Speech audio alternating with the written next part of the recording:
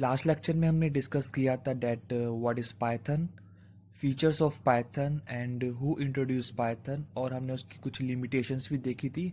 And I hope lecture first में आप लोगों को कोई डाउट नहीं होगा, but still if any students have any doubt you can comment me in the comment section, और आप मुझे इंस्टाग्राम पर भी फॉलो कर सकते हैं। ठीक है, चलिए।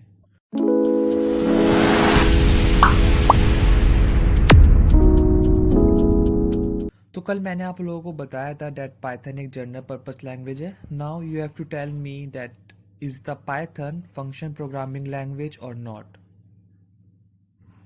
Is the Python functional programming language or not, and is the Python object oriented programming language or not.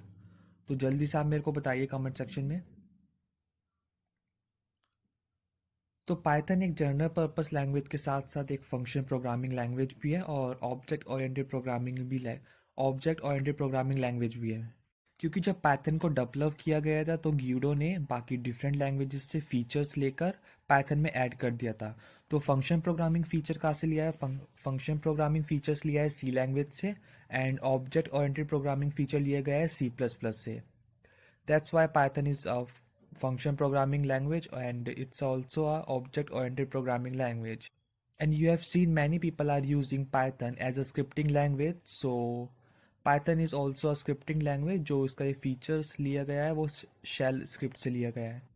So we can say that Python is everything and you can do anything in Python. Now the next thing is where we can use Python. So as you know that we can use Python in multiple fields, but the most common important application areas are we can use Python for developing desktop applications, for developing web application, for developing database applications, for networking program, for developing games, for data analysis application, for machine learning and for developing artificial intelligence application. सो ये कुछ most common important application areas है जहाँ पर Python को ज़्यादा use करते हैं हम। Now which company used Python? तो आप लोग पाइथन लर्न कर रहे हो तो ये आपको पता होना चाहिए बिकॉज इन फ्यूचर आपको प्लेसमेंट लेना है। तो कौन कौन सी कंपनी यूज़ करती है पाइथन को? सबसे पहले नेम है यूट्यूब, उसके बाद Google, Microsoft, IBM and Yahoo. तो ये big tech giant Python use करते हैं। सो ऑब्वियसली पाइथन की डिमांड मार्केट में क्रिएट होनी है। That's all. This is the basic introduction about Python. Now next concept is identifiers. Most of the students already familiar with at least one language, but don't worry अगर आपकी ये first language है, just keep on listening or keep on watching the videos and you will be expert in Python. Alright, now what is identifiers? So इसको मैं एक example के through आपको समझाता हूँ। सपोज करो आपकी क्लास में 50 स्टूडेंट्स हैं और आपको उसमें से एक पर्सन को कॉल करना है, तो आप कैसे उस बंदे को कॉल करोगे? Obviously we will call by using his or her name. तो सेम पाइथन में होता है। A name in Python program is called identifiers, or it can be class name or function name or module name or variable name. So इसका example देख लेते हैं। a equals to 10। So a हमारे पास यहाँ पर क्या है? ए इज़ अ वेरिएबल और ए हमारे पास यहाँ पर आइडेंटिफायर है। सिमिलरली अगर हम फंक्शन में देखें DEF fun1, तो यहाँ पे हमारे पास एक फंक्शन है। फंक्शन का नेम क्या है? फंक्शन का नेम है fun1। तो ये भी एक आइडेंटिफायर है। ठीक है, तो इसी तरह अगर हम अपने पाइथन के प्रोग्राम में कोई भी नेम बनाते हैं, it may be class name, function name, module name or variable name, वो क्या होएगा? वो एक आइडेंटिफायर होगा हमारे पाइथन के प्रोग्राम में। तो ये मीनिंग होता है आइडेंटिफायर का। ठीक है, a name in Python program is called identifier. तो जो भी हम अपने पाइथन के प्रोग्राम में नेम यूज़ करेंगे, चाहे वो वेरिएबल का नेम है, चाहे वो मॉड्यूल का नेम है या फिर वो फंक्शन का नेम है, वो सब क्या है? एक आइडेंटिफायर है। ओके, क्लियर है?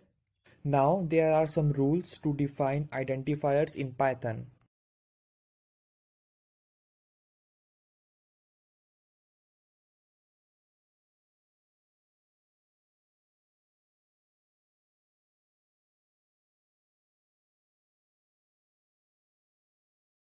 The first point is identifier should not start with digit. तो हम अपने आइडेंटिफायर को किसी भी डिजिट से स्टार्ट नहीं कर सकते। For example 9a equals to 10 and b equals to 100, ये दोनों इनवैलिड है हमारे पाइथन में बिकॉज ये स्टार्ट हो रहे हैं डिजिट से। तो हम किस टाइप के आइडेंटिफायर को डिफाइन कर सकते हैं? a1 equals to 110 and b123 equals to 1100। So ये दोनों वैलिड है पाइथन में। Second point is only allowed characters in Python are. हम पाइथन में सिर्फ अल्फ़ाबेट सिंबल यूज कर सकते हैं, आइदर लोअर और अपर केस। डिजिट्स यूज कर सकते हैं 0 to 9 एंड एक अंडरस्कोर सिंबल होता है उसको यूज कर सकते हैं। By default if you are using any other symbol then we will get error. And the third point is identifiers are case sensitive.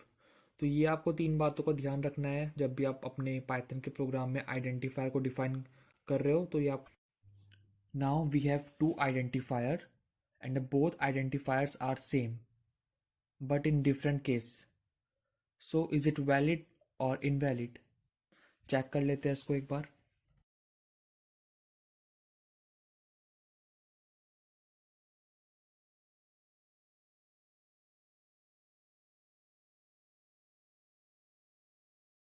sum equals to 10 and capital sum equals to 20। तो अगर मैं यहाँ पे print करता हूँ small सम को तो क्या आएगा?